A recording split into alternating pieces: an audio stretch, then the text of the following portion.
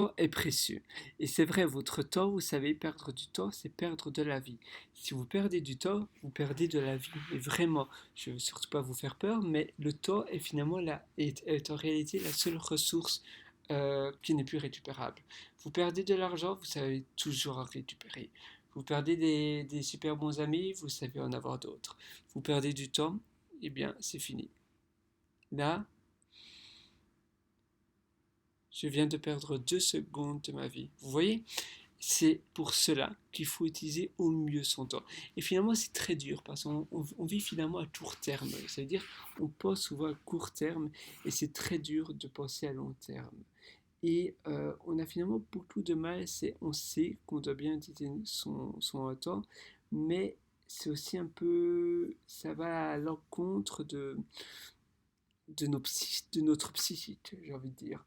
C'est dur et on aime bien parfois, mettons par exemple dans mon cas, je suis quelqu'un d'assez, on va dire, perfectionniste. Et je sais que souvent, je perds énormément de temps à faire des choses que tout le monde s'en fout. Mais vraiment, tout le monde n'en a rien à cirer. Mais c'est plus fort que moi et je peux perdre, voilà, je peux prendre un malin plaisir, même un plaisir, ça me fait même plaisir, mais finalement c'est rien que pour moi et je sais très bien que dans un mois, dans 2 mois, dans 3 mois, je vais complètement oublier ce temps que j'aurais pris à prendre entre guillemets ce malin plaisir, mais à très court terme. Parce qu'après j'aurais complètement oublié que j'ai fait ça pendant longtemps. Et ça me rapportera rien, ça me donne pas de gratitude, c'est pas comme si j'écrivais un livre ou comme si je publiais une étude ou un mémoire ou quelque chose comme ça. Non, ça me donne finalement, euh, ça ne me valorise pas, bien au contraire, vu que ça m'enlève du temps, donc ça vraiment, en plus après je me sens mal, je me sens, oulala, j'ai perdu 10 minutes, 20 minutes à avoir rien fait finalement, et c'est assez culpabilisant. Et deuxièmement, voilà, ce temps-là, j'aurais pu l'utiliser de manière bien mieux. J'aurais pu faire une vidéo pour vous aider. J'aurais pu écrire un article sur mon site. J'aurais pu apprendre de nouvelles choses. Et ben non, je reste à... Vous savez, parfois j'analyse, etc. Si un texte c'est bien collé à l'espace à l'espace près. Parfois, je passe du temps même à enlever. Vous savez, parfois, on fait un double espace. Donc, il y a un mot et puis deux espaces au lieu d'un seul. Et il y a deux espaces blocs qui séparent deux mots. Et parfois, je peux perdre du temps à enlever simplement un espace ou trois, sinon ça me chiffonne. Ça me chiffonne, mais en même temps, c'est du temps. Voilà, tout le monde s'en tape entre guillemets. D'ailleurs, ce problème de double espace, souvent, la plupart des, mettons, mon système de blog que j'utilise enlève automatiquement les doubles deux espaces. Donc ça sert vraiment à rien. Mais voilà, ça reste après, ça reste dans ma tête et c'est plus fort que moi et je dois absolument enlever ça. Et c'est une addiction finalement.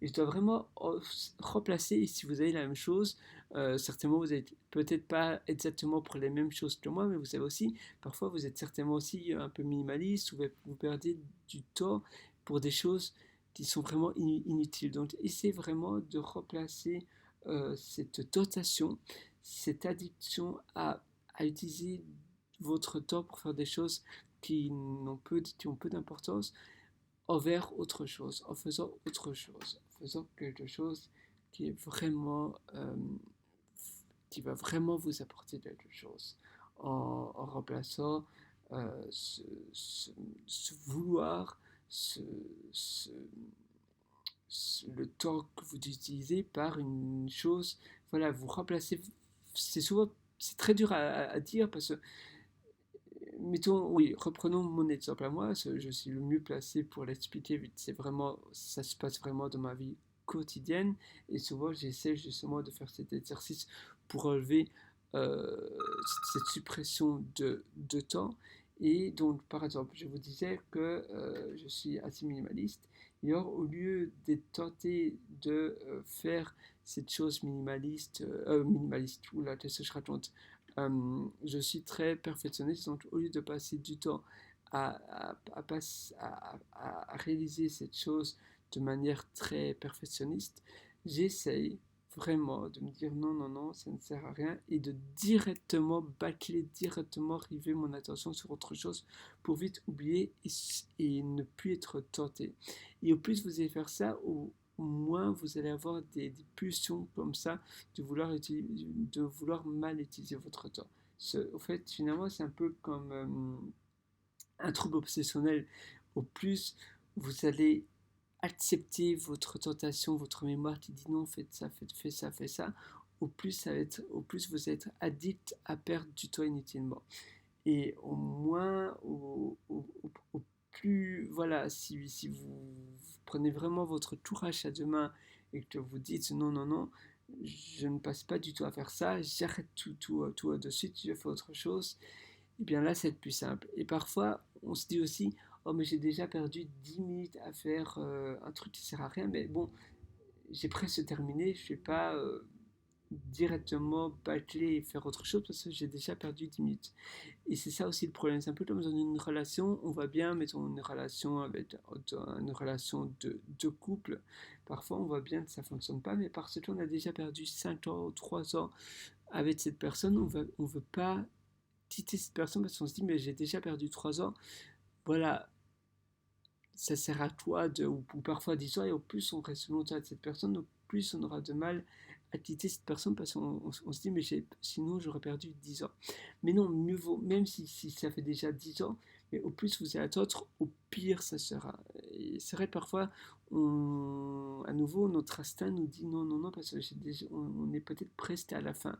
Oui et non, mais en même temps, votre temps serait que le temps, voilà, le temps c'est la chose la plus perso que l'on a aussi parce que tout le monde est libre de gérer son propre temps et on a tous la même unité de temps dans une journée et on a tous finalement on est tous maîtres de notre temps, c'est-à-dire qu'on peut tous gérer le temps comme on veut. Et c'est ça le plus dur aussi, parce que finalement, être discipliné pour soi-même, c'est aussi très très dur. Vous savez, il y a une phrase en anglais qui veut vraiment tout dire, c'est discipline equals freedom. C'est la discipline, c'est la liberté. Et c'est vrai, mais parfois, souvent c'est très très dur d'être discipliné avec soi-même. Parce que, voilà, vous savez, quand on est parent, par exemple, on dit à notre enfant ce qu'il faut faire. On sait les conseils qu'il faut faire. On dit, ah, il faut bien manger, il faut bien gérer ton temps, etc. Mais c'est facile de dire à son enfant ou à quelqu'un d'autre, si vous êtes un coach ou un truc comme ça. Mais le faire pour soi-même, c'est le plus dur. C'est dire, se maîtriser soi-même, c'est beaucoup plus dur que on sait les bonnes choses à faire, mais s'auto-discipliner pour soi-même, être le maître de soi-même, c'est le plus dur.